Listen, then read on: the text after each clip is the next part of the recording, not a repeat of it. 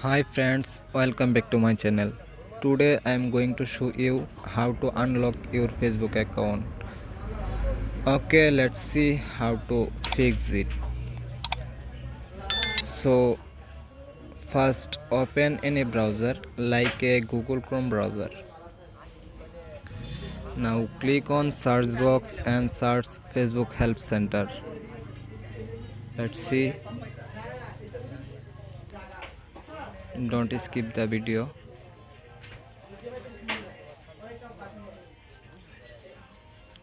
Now click here. Now click on first site Help Center.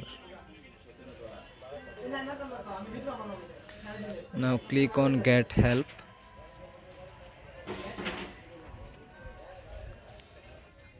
Now following my steps, click on Fix a Login Problem. Click on Fix a Login Problem.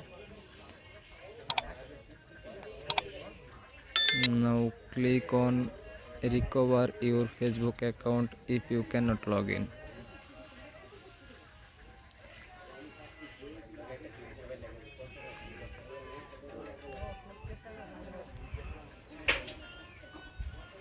Now scroll down and click on No option.